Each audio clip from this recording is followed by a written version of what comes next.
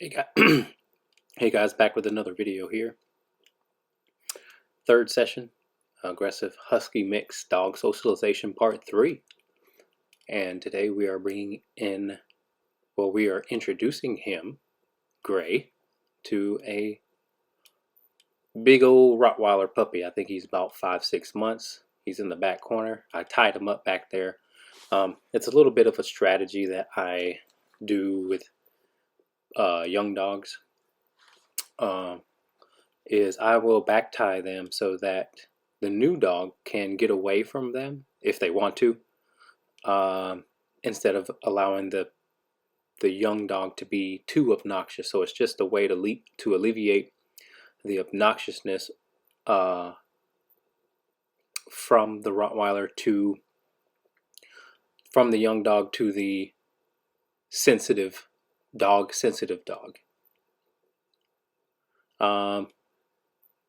Yeah, this one's going to be pretty interesting to see how Gray does with the Rottweiler puppy. He's kind of hard to read, I'm gathering now, because his stiff body, for most dogs, if they stiffen up that body like he does, for most dogs, they are really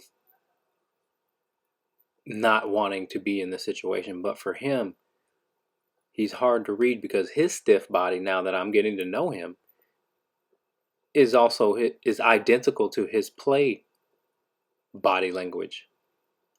I think in his mind, when he stiff bodies, when he goes to being very stiff, I think he's playing.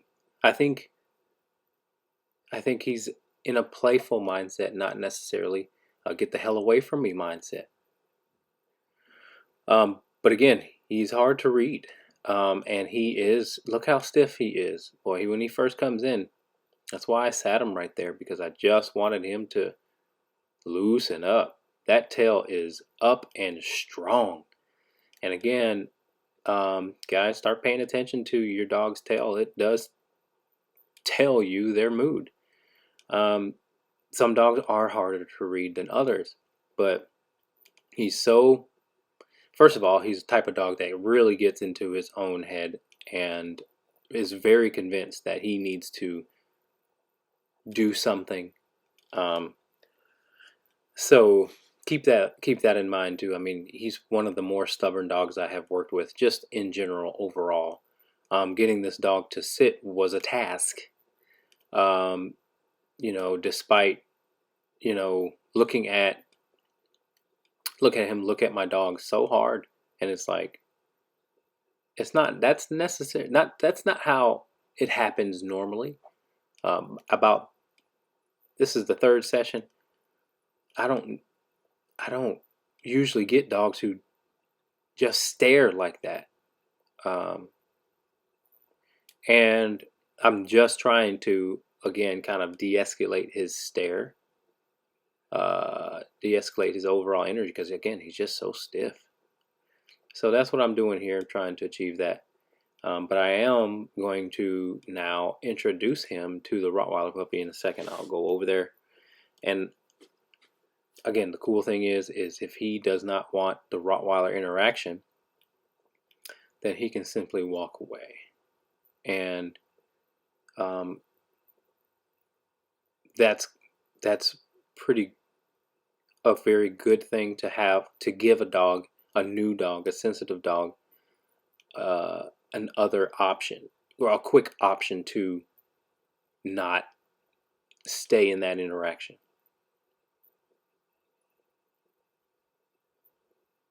So, and then look, the rush, I didn't like that when he got close to the puppy, he rushed.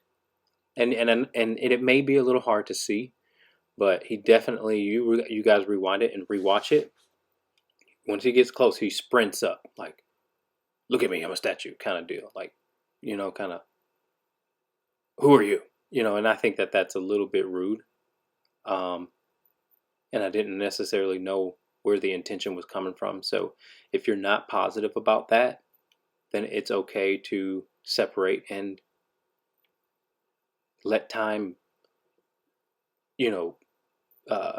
decrease all of that unnecessary tension. So that's what I'm doing here.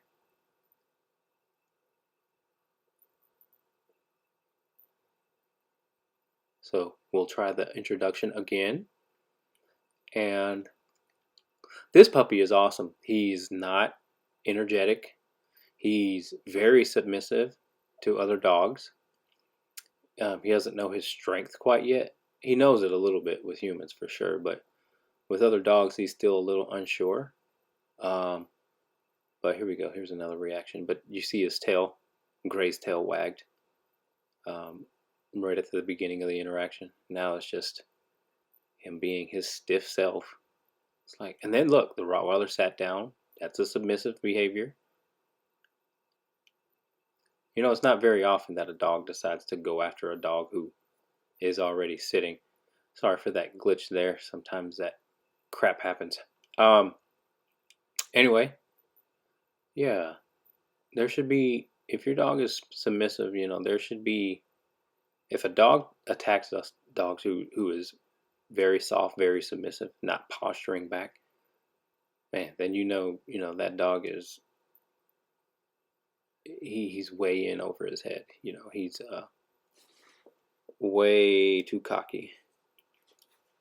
Okay, so I'm gonna let him go here, and then in a second I will take the Rottweiler off of his back tie and let everyone just kind of roam free.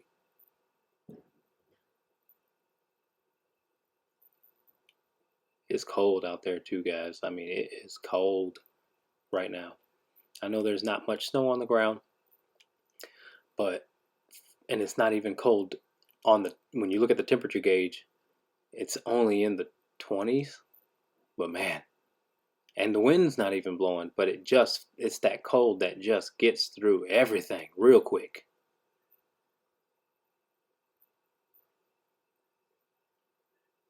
So I'm all bundled up and stuff.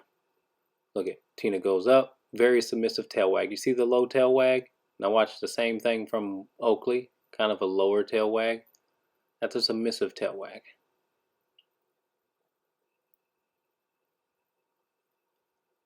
And he doesn't, his play drive isn't very pronounced, because you know he's a little older, I think, but that's what's good with getting your dog trained early on, is that especially if you have, you know, a cautious by nature kind of breed, which is your shepherds and your well, basically shepherds, man. But when you work with a young dog, they can't help but to indulge in play, which is really good because it helps them, if there is any fear and insecurities there, it really helps them come out of those things quickly because they're just full of play drive.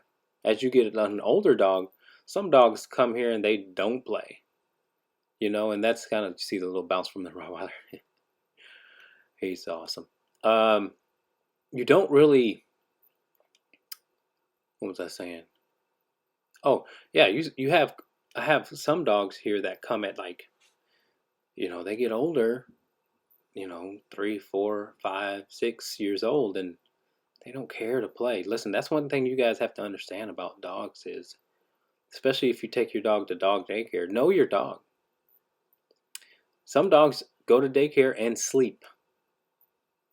I know, I worked in them for many a year.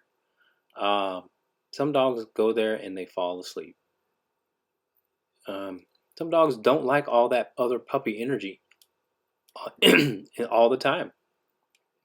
It's not a strike against your dog if your dog gets kicked out of dog daycare. There's too many things that could be, you know, in my mind, very empathetic. Some dog daycares are just terrible about the numbers, too many dogs. They don't pay their workers, so they get college students that play with their phone. Yeah, and again, know your dog. You know, If they don't feel like playing, just don't take them to the dog park. Some dogs are more independent than others. They don't care to be around a bunch of dogs. Know your dog. Know your breed. So keep that into account, guys. Don't put your dog in situations they don't really care to be in just because we want them to.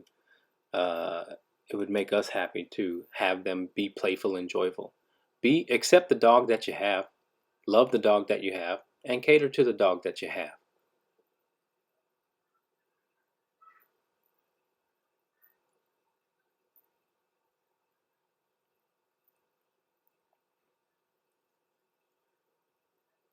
So we got about a minute left, guys, and yeah, this is part 3.